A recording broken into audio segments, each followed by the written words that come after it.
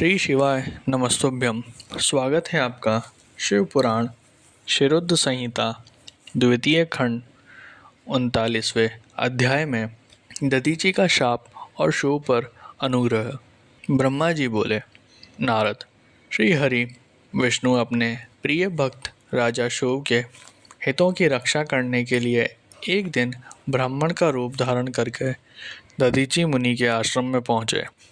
विष्णु भगवान शिव की आराधना में मग्न रहने वाले ब्रह्मर्षि दधीचि से बोले कि हे प्रभु, मैं आपसे एक वर मांगता हूँ। दधीचि श्री विष्णु को पहचानते हुए कहने लगे, मैं सब समझ गया हूँ कि आप कौन हैं और क्या चाहते हैं, इसलिए मैं आपसे क्या कहूँ। हे श्री हरि विष्णु, शिव का कल्याण करने के लिए आप ये ब्राह्मण का वेश बनाकर आए हैं। आप ब्राह्मण वेश का त्याग कर दें।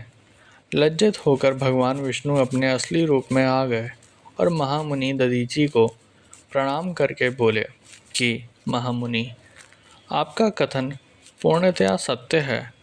मैं यह भी जानता हूँ कि शिव भक्तों को कभी भी किसी भी प्रकार का कोई भी भय नहीं होता है, परंतु आप सिर्फ मेरे करने से राजा शिव के सामने यह कह दें कि आप राजा शिव से डरते हैं।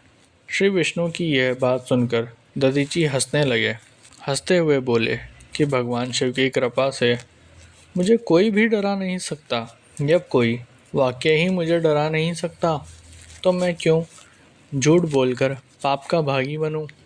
दधीचि मुनि के इन वचनों को सुनकर विष्णु को बहुत अधिक क्रोध आ गया। उन्होंने मुनि दधीचि को समझाने की बहुत कोशिश की।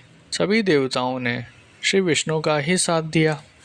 भगवान विष्णु ने दधीचि मुनि को डराने के लिए अनेक गण उत्पन्न कर दिए, परंतु दधीचि ने अपने सत से उनको भस्म कर दिया।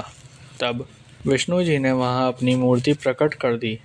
यह देखकर दधीचि मुनि बोले, हे श्री हरि, अब अपनी माया को त्याग दीजिए। आप अपने क्रोध और अहंकार का त्याग कर दीजिए। आपको मुझसे ही ब्रह्मा रुद्र सहित संपूर्ण जगत का दर्शन हो जाएगा। मैं आपको दिव्य दृष्टि प्रदान करता हूँ।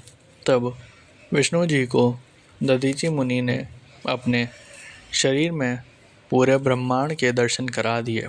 तब विष्णु जी का क्रोध बहुत बढ़ गया। उन्होंने चक्र उठा लिया और महर्षि को मारने के लिए आगे बढ़े, परंतु बहुत प्रयत्न करने पर भी चक्र आगे नहीं चला। ये देखकर दधीचि हंसते हुए बोले कि हे श्री हरि, आप भगवान शिव द्वारा प्रदान किए गए इस सुदर्शन चक्र से उनके ही प्रिय भक्त को मारना चाहते हैं, तो भला ये चक्र क्यों चलेगा।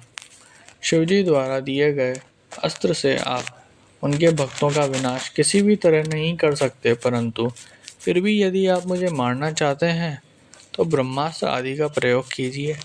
लेकिन दधीचि को साधारण मनुष्य समझकर विष्णु जी ने उन पर अनेक अस्त्र चलाए।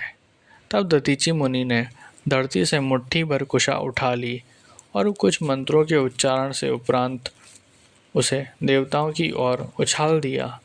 वे कुशाएं कालिंग के रूप में परिवर्तित हो गई, जिनमें देवताओं द्वारा छोड़े गए सभी अस्त्र शस्त्र जलकर भस्म हो गए। ये देखकर वहां पर उपस्थित अन्य देवता वहां से भाग खड़े हुए, परंतु श्री हरि दधीचि से युद्ध करते रहे।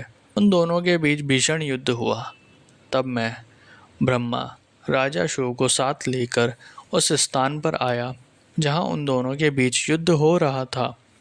मैंने भगवान विष्णु से कहा कि आपका ये प्रयास निरर्थक है, क्योंकि आप भगवान शिव के परम भक्त दधीचि को हरा नहीं सकते हैं।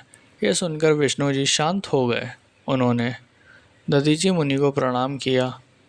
तब राजा शिव भी दोनों हाथ जोड़कर मुनि दधीचि को प्रणाम करके उनकी स्तुति करने लगे, उनसे माफ़ी मांगने लगे और कहने लगे कि प्रभु, आप मुझ पर कृपा दृष्टि रखिए।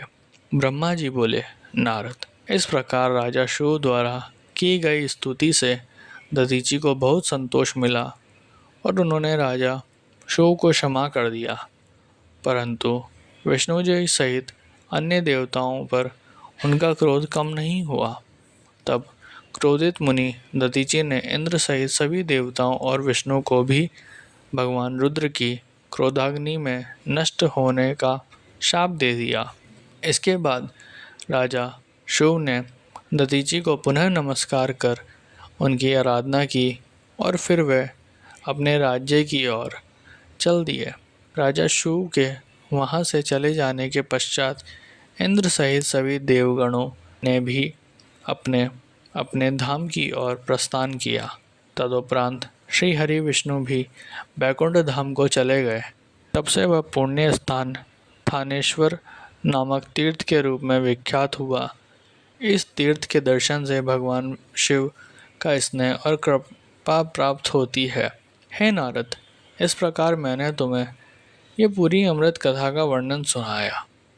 जो मनुष्य शिव और दधीचि के विवाद से संबंधित इस प्रसंग को प्रतिदिन सुनता है, वह अपमृत्यु को जीत लेता है तथा मरने के बाद सीधा स्वर्ग को जाता है।